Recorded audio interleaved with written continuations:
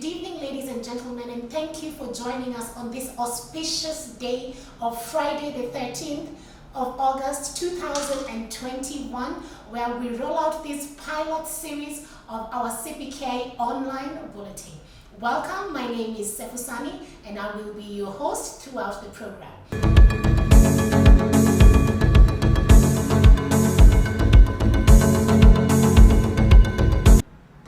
Party of Kenya, together with its affiliate parties, the United Green Movement, the National Student Council, and the Kenya Tuitakayo Movement, have come together on the auspicious day of Sabasaba to address certain ills in society, top among them being the issue of unemployment, of youth, and the social evils that are happening in our country. We see some activities from Sabasaba as were arranged by the Communist Party and its affiliate parties, the United Green Movement, the National Student Council, and the Kenya Tuitakayo Movement in the streets of Nairobi, and also the address that was given to the Fourth Estate.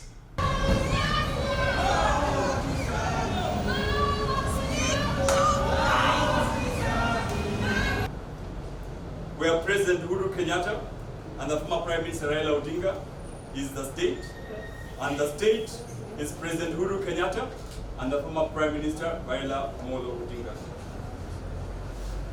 We are here at Chest House as the Communist Party, the United Green Movement Party, the National Students Caucus, and Kenya Tuitakayo Movement to say no to this sort of madness.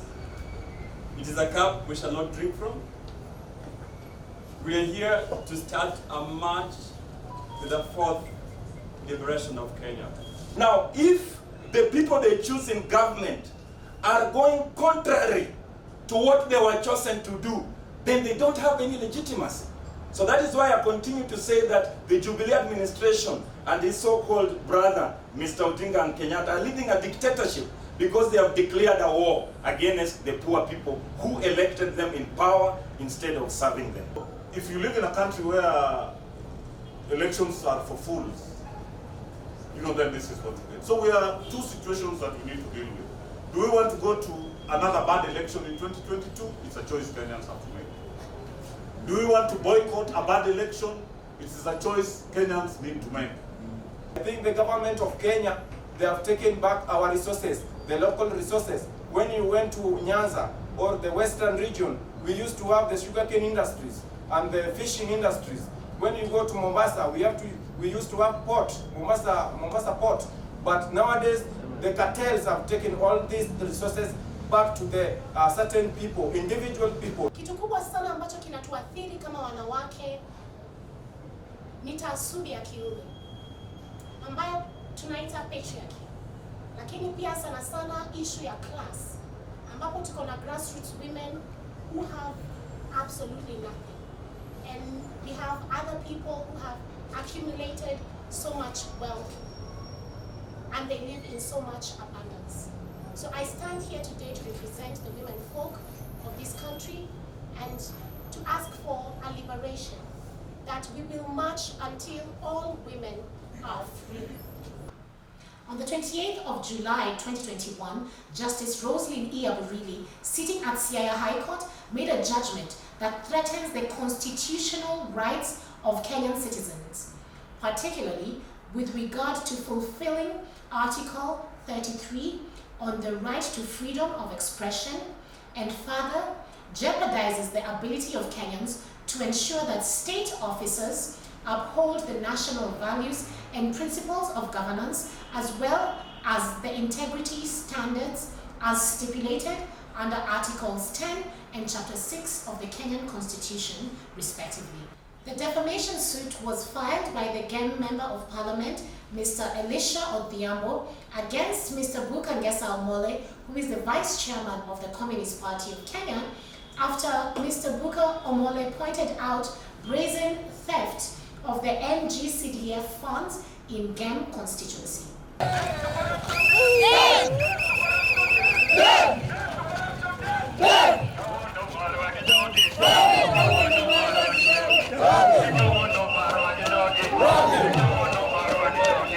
Case is against my personhood as Buka Ngesa Omole in my capacity as the Vice Chairperson of the Communist Party of Kenya versus the sitting Member of Parliament Game constituency, Mr. Elisha Ochieng Odhiambo.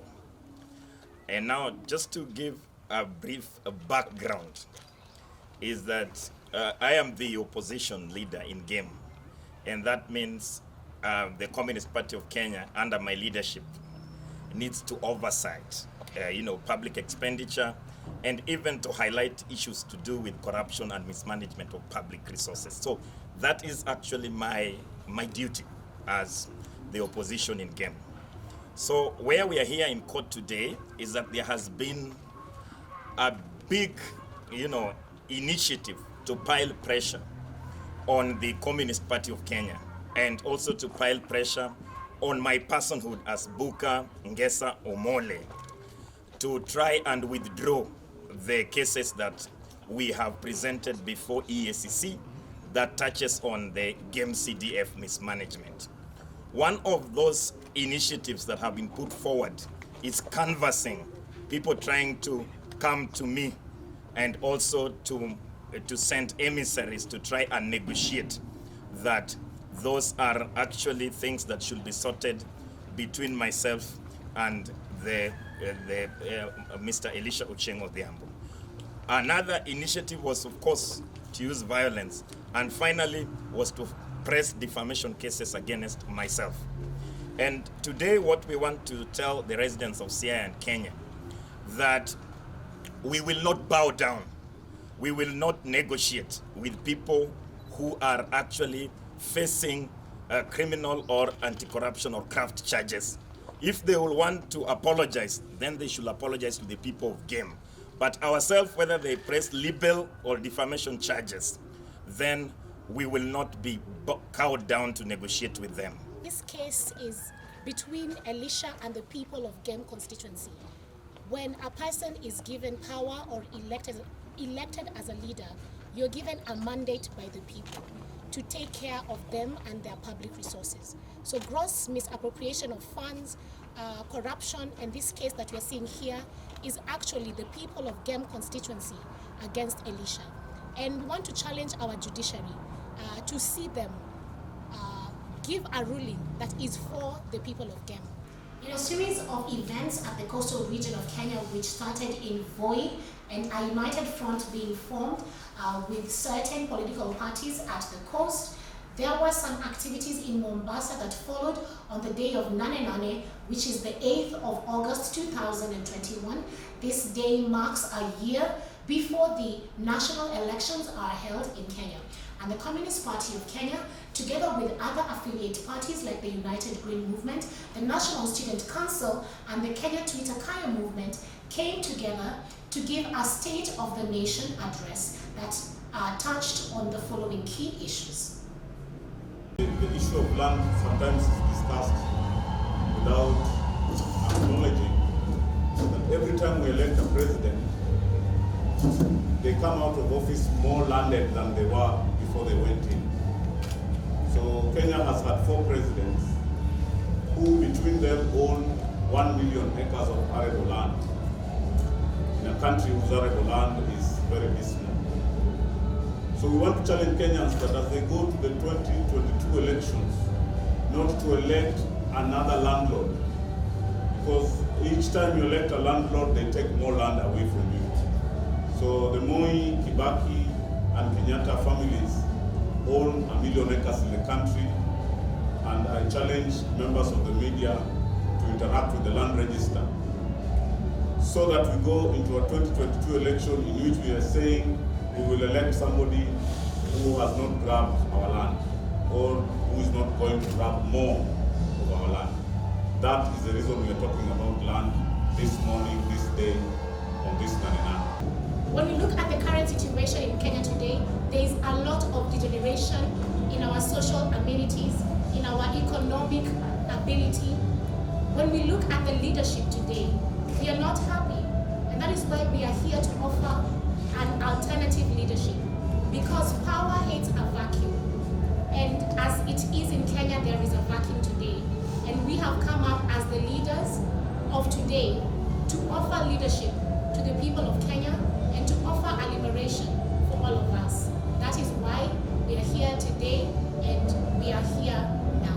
Those of you who are in Kenya in 2007, 2008 will know and appreciate that Kenya's post-election violence was a result of no proper land reforms, constitutional issues, lack of proper national cohesion, youth unemployment, amongst other things.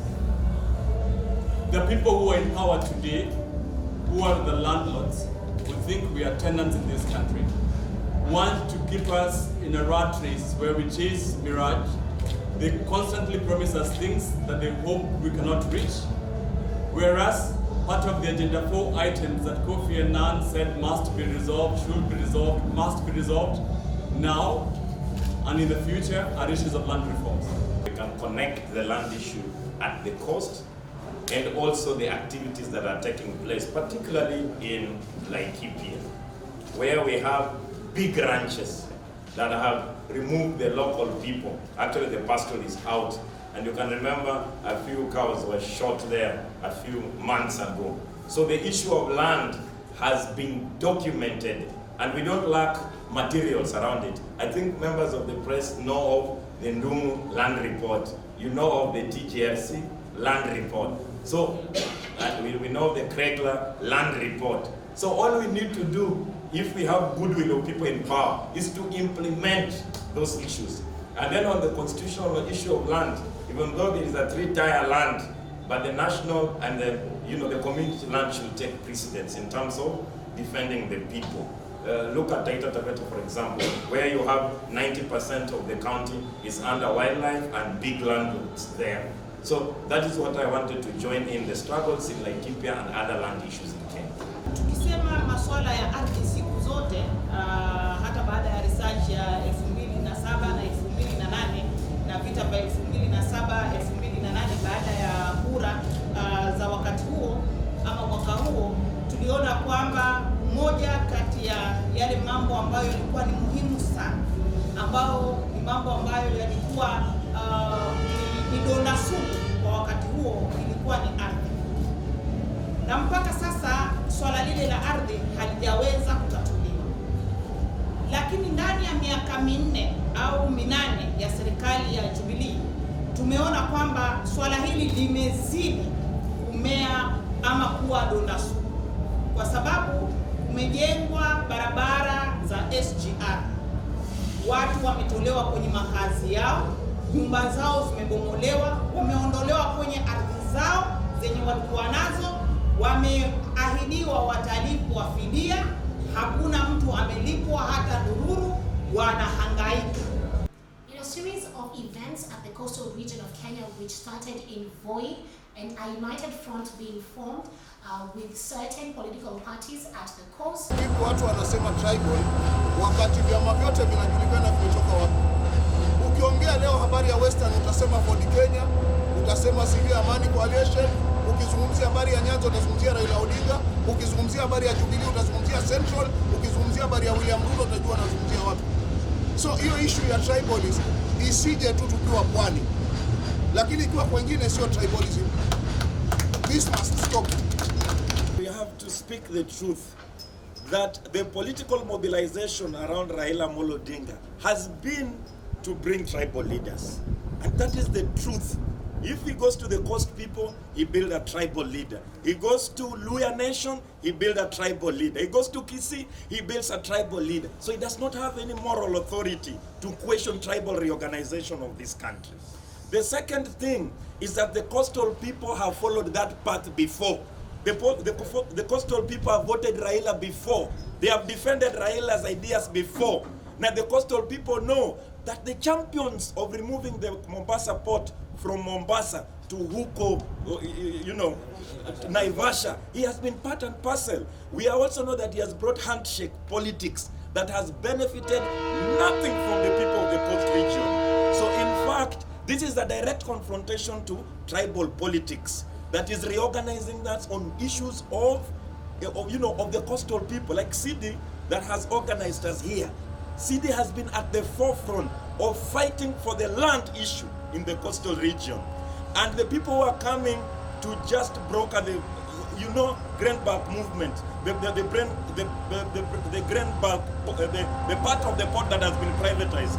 Even if we don't say before the media, you people, you know who owns it, and many other places. So on tribal politics, I think this is the only coalition that can challenge the tribal politics of this country. Katika huu muungano wetu tuna masikitiko ya kuwa vijana wetu makazi ni shida kupata, na kama wenzangu walivyosema, rasilimali zetu zinanyakuliwa. Tukiangalia hatupigani, bali tunazitaka kisiasa zirudi kwetu mikononi. Watufanye civic education kwa watu wetu, kusema kwa labda huu ni mwanzo mpya ambao tumeanza sasa, watushike mkono ili vile ambavyo tunataka sisi, ule uongozi ambao tunataka sisi watuunge mkono, ili na sisi pia we make a statement.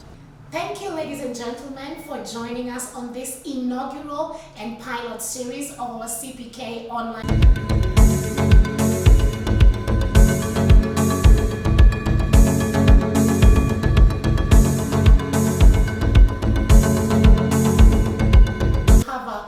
Interview with our Vice Chair, Mr. Bukangesa Omole, who will give us more insight on the journey of communism through the years and the Communist Party of Kenya. Stay tuned and see you then. I've been your host, Sefusani.